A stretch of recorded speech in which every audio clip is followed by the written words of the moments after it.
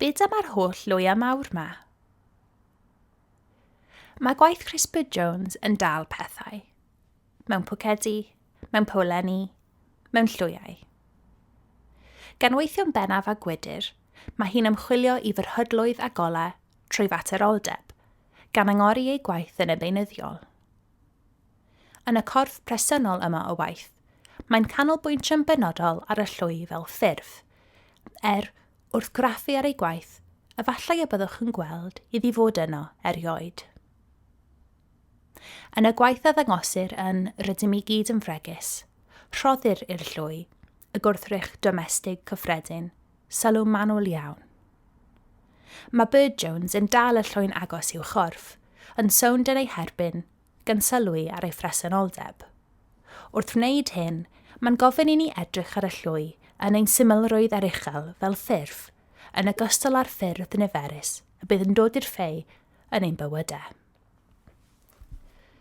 Fel ffurf, mae'r llwy yn gyffredin ym mhobman bron a bod.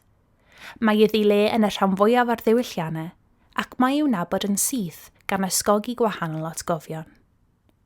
Fe'i gwelwn a digon hawdd i'w dychmygu i beth da mae, beth mae'n ei ddal.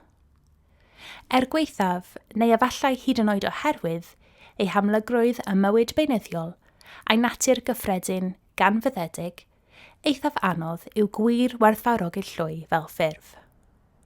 Hynny yw, edrych arni fel mwy na chyfanswm ei rannau, fel rhywbeth sy'n dal nid yn unig bwyd ond ystyr, gwerth a harddwch. A phan fyddwn ni yn gweld yr agweddau hyn, enghraifft yn traddoddiad y llwy gari Cymreig, mae'r ffurf wedi datgysylltu oddi wrth ei swyddogaeth, ac fe'i hystyrir fel symbol yn bennaf. Os gallwn weld at beth y mae llwy yn cael ei defnyddio, nid ydym bellach yn gweld ei harddwch gan ei lluchio i ddrw'r tywyll yn y gegin. Os gwelwn ei harddwch, ni welwn bellach ei defnydd gan ei hongian ar y wal allan o gyrraedd. Bydd Jones yn defnyddio proses ffenomenolegol yn ei gwaith sy'n gwrthbwyso hyn. Mae wedi bod yn edrych ar lwyau am amser hir, gan gofyn i ni oedi ac edrych hefyd. Does dim hierarchaeth yn y math yma o edrych. Mae'n dechrau ble bynnag rydym yn dod ar draws lwyau yn y byd go iawn. Dathliad yw'r arddangosfa hon o'r math yma o broses. Nid yw'r artist yn gwahaniaethu rhwng harddwch a ffurf y llwy, a'i defnydd a'i le yn y beunyddiol.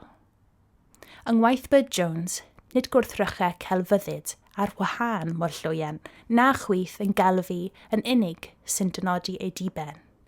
Yn hytrach, mae'n tymyddiannu lle rhywle rhwng y ddau, lle mae'n bosibl gwerthfawrogi harddwch y ffurf, tra'n nabod y llwy fel gwrthrych sydd bob amser eisoes yn ei le.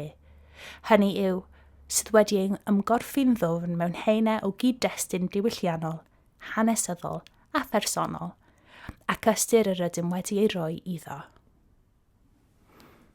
Agor dyfyniad. Os mae peth dynol yw rhoi rhywbeth rydych eisiau, oherwydd ei fod yn ddefnyddiol, yn fwytadwy neu'n hardd, i mewn i fag neu fasged, neu ddarn o risgl, neu ddeilyn wedi rolio, neu rwyd wedi gwehyddu eich gwallt eich hun, neu beth bynnag, ac wedyn rydych yn mynd ag o adre, ac adre'n sgrepan neu fag arall, mwy o faint, yn gynhwysydd i bobl, ac yn nes ymlaen rydych yn ei dyrru allan, ei fwyta, neu rhannu, neu storio dros y gaeaf mewn cynhwysydd mwy solet, neu roi yn y bwndl meddygyniaeth, neu'r greirfa, neu'r amgueddfa, y man sanctaidd, yr ardal sydd yn cynnwys yr hyn sy'n gysygredig, ac wedyn drannoeth, rydych chi'n gwneud rhywbeth digon tebyg unwaith eto. Os mae dynol yw gwneud peth felly, os mae dyna beth mae'n ei gymryd, wedyn bod dynol ydw i wedi'r cwbl. Cai dyfyniad. Ursula Le Guin, The Carrier Bag Theory of Fiction. Cyfieithiad. Mae gan bawb stori am lwy. Ar ddechrau'r prosiect hwn, estynodd Jones wahoddiad i bobl ymgynnull o gwmpas y syniad o'r llwy. I ddod â'i llwy hwythau i sgwrs ac i rannu ei straeon o'i chwmpas. Mae'r weithred yma o gasglu, o wneud cysylltiad, yn ganolog i'w gwaith, gan rhoi cipolwg i ni ar ei pherthynas agos ar ffurf yma. Yma na'i cyswllt hyn, rhwng y geg a'r llwy a'r geg, yw'r man cychwyn ar gyfer rhwydwaith o gyfaredd o gwahoddir i ni ddod yn rhan ohono. Y straeon hyn am brofiad y bywyd, am ymatebion emosiynol a naratifau hynod bersonol, yw'r un y mae Carys Jones yn ei gonsirio yn ei gwaith. Mae'r llwy, y celficen a defnyddid gan ei mama i'n bwyd o ni, ac efallai y byddwn ninnau'n ei defnyddio yn ein tro i'w bwyd o hwythau, yn disgrifio'r strwythur hyn. Mae hyn awnelo a beth rydym yn ei gasglu, ei ddal, ei offrymu ac yn ei drosglwyddo. Mae darnau Jones yn mynnu ymateb corfforol gyno ni. Rydym am symud o'i cwmpas, gwylio ein hadlywyrchiad yn ein hefelychu am stimion amherffeth yn rychau polennu'r llwyau arian a lapio ein dwylau am y coesau disglair.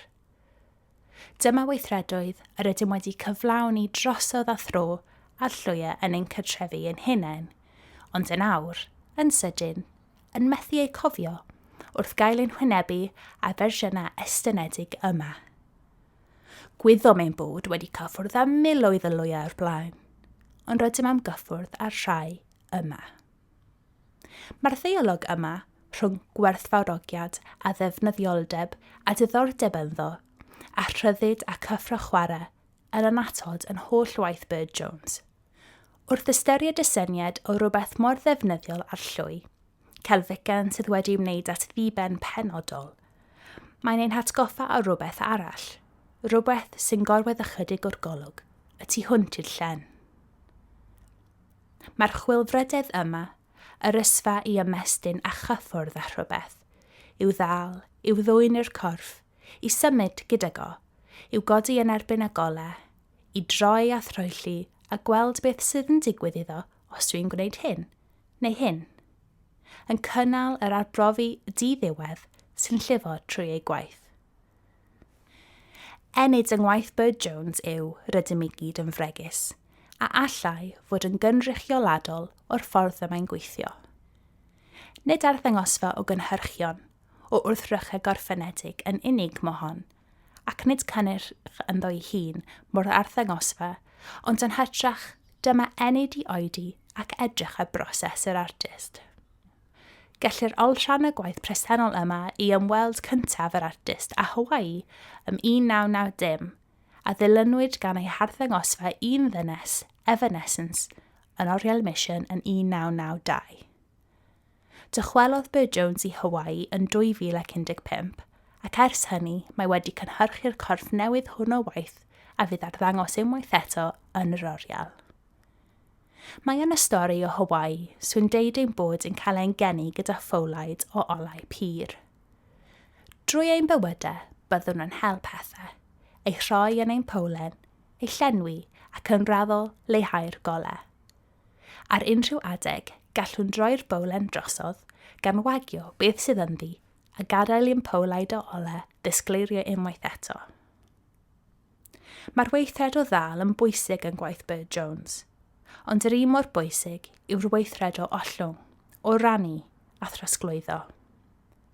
Cipolwg yw'r arddangosfa hon ar waith Jones, beth mae wedi ei hel a'i gasglu cyn belled, ond hefyd dim ond troed arall i'r bowlen yw hi. Dyfyniadau. 1. KCC Neely, The Spoon in Phenomenology and Practice. Cyfnod 11, Rhifyn 2, Tudalennau 28-30, Prifysgol Alberta, 2017. 2. Ursula Le Guin, The Carrier Bag Theory of Fiction in Women of Vision, St Martin's Press, 1988. Traethawd gan Stevie MacKinnon-Smith, mewn ymateb i'r arddangosfa rydym i gyd yn fregus gan Carys Jones. Ebrill 2020.